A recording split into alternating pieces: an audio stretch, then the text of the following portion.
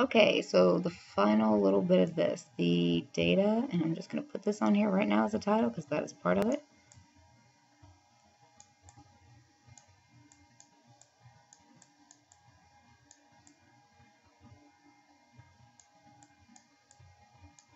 Data analysis. Okay, well, not the whole thing, probably don't want to abbreviate.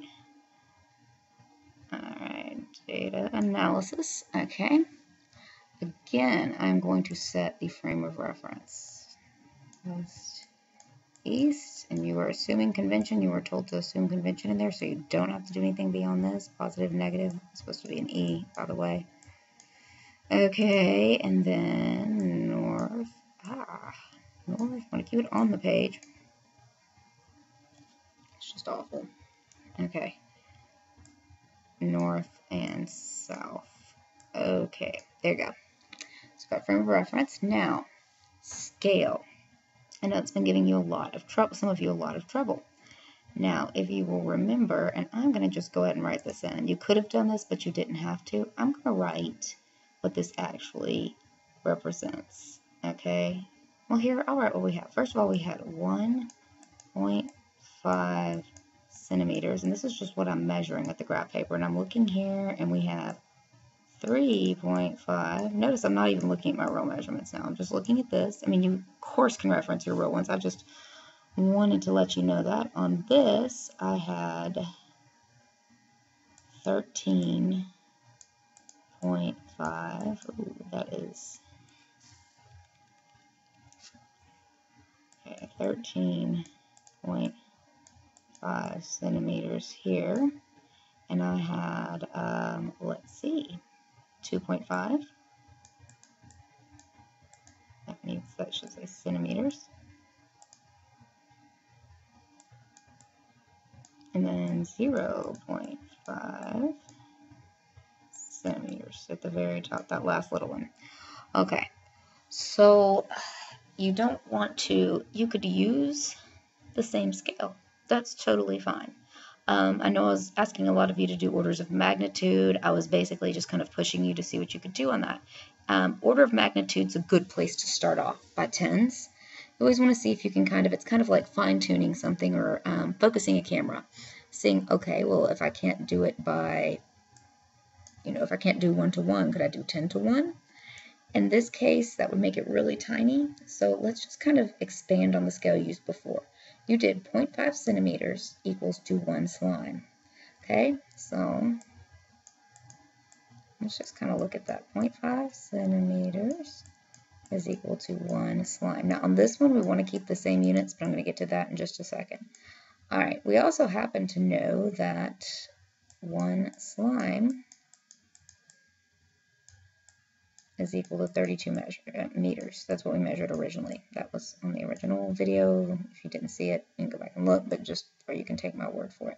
Each one of these squares is 1 centimeter, about 1 centimeter, by the way. Okay, so let's look at this another way. This might be a little bit easier to see on this. Let's say we have 1 centimeter.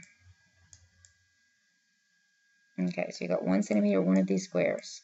Well, if half of a centimeter contains 1 slime, essentially 1, 2, that's roughly half, contains 1 slime, well then 1 centimeter is going to contain 2 slimes. Okay, 1 centimeter contains 2 slimes.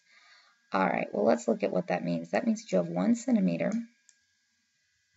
is going to represent, well, since each slime is 32 meters, 1 centimeter represents 64 meters. All right, we're getting there. We're getting very close. So you have 2 ways of looking at this. Let's just go centimeter to centimeter so that you can cancel them out.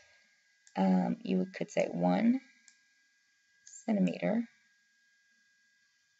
is equal to, just convert it, 6,400 centimeters. Just 100 centimeters in a meter. You probably can't see that last thing I did. I'm going to have to write centimeters under here. You this is all like scratch work. This is not on my paper anyway. You notice it's in the gray area. I'm just writing this down on the desk or something. All right, 1 centimeter to 1 centimeter. This basically gives you 1 centimeter. And I should do this as a ratio. I should have been doing these as a ratio. 1 centimeter to 6,400 centimeters. Notice the centimeters cancel out. I really wanted to do this because I wanted you to see that you have 1 and 64, yours will probably be larger, 100 scale. 164 or 6,400. That is like a lot smaller. I really wanted you to see that, and having the units cancel out is very helpful in that. Anytime you're using any kind of CAD program or anything like that, you usually just see it as either a scale factor or as some kind of fraction. So you would kind of be aware of that. That can help you in scaling things. That's like not the main focus of this, but I wanted you to be aware of it. Okay, so let's look at this. Basically, you're going to add up all of these graphically. All right, so you don't have to, well, you can actually start with, you should, I'm going to say Reagan. Now look, let's just do all of the reds in a line. This is the difference. Actually, I do a little bit better job on the arrows this time, I hope. If the computer doesn't die. Okay, so this, you're going to have 1.5. Let's just look at it. You got 1.5 plus 13.5 plus 0.5. The reason why this works out is because I had a scale that pretty much made sense here. And should make sense on this one too. Let's see. And notice I just basically took what I was measuring in and then made it something that where the units canceled out, made it something coherent. Okay, so this actually comes out to be 1.5. So that would be 2, because I'm going to use my 0.5 and my 1.5. That's 2, so we got 15.5. Okay. 1. Just mark that.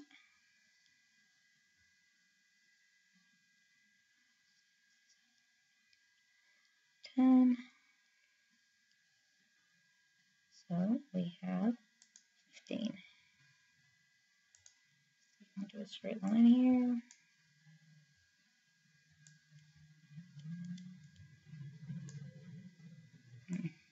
Oh, that's way better. Okay, I'll be using a ruler. So that is 15, and then I need to finish the 0.5. Freehand that. 15. Right.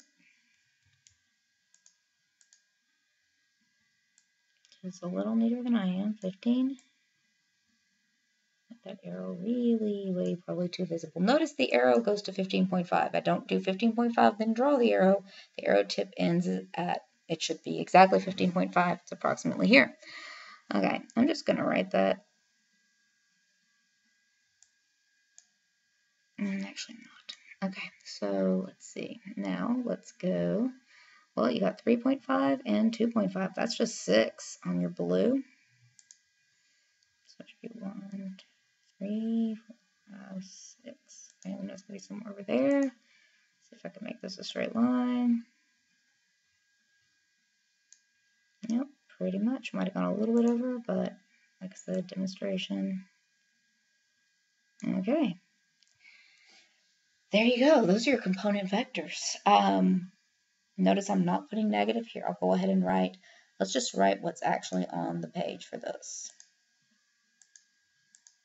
So I'm going to put, let's see, we had 16.5. No, 15.5. Okay, 15.5. Do I write slimes? No, I write centimeters. Oh, and I almost forgot the most important point. I'll get to that in just 1 second. So we got 15.5 that way. All right, and here you just had 6. I mean, you're almost there. And the most important part, I'd forgotten the scale. So on the scale, You do not have to write centimeters. Notice over here I wrote centimeters, sort of ugly version of centimeters, and slime. I don't. I just do 1, 2,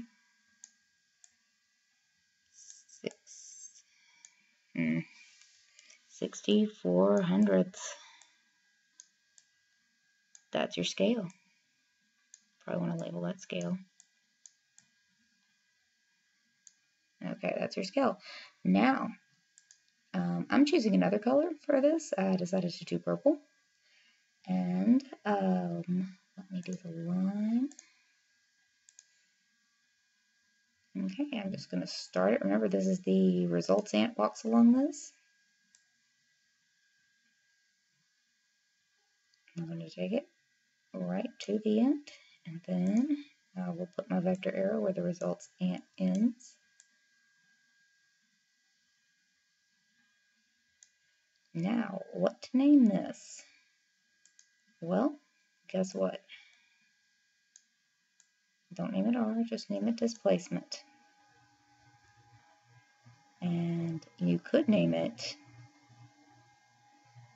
if you didn't want to name it displacement, you wanted to get more exact with it, you could always name it, ooh, that the battery is low, or you could name it, let's see, -6x plus 15.5y. Leave yourself more room. Centimeters. Okay.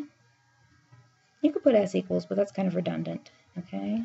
So you could always put that as your resultant. Either one is correct. Now, and you can also, it's totally fine to go ahead and write displacement equals -6x, don't forget the circumflex, the hat, plus 15.5y. Centimeters, do not forget those units. And the best part is, you're actually be able to measure this. And since it's to scale, you will get your actual resultant vector without having to do any kind of weird trig stuff. All right, and that's it for this one. Hopefully that helped you out. If you have any more questions, ask them on Edmodo. Remember, this is due Monday the 22nd, tomorrow.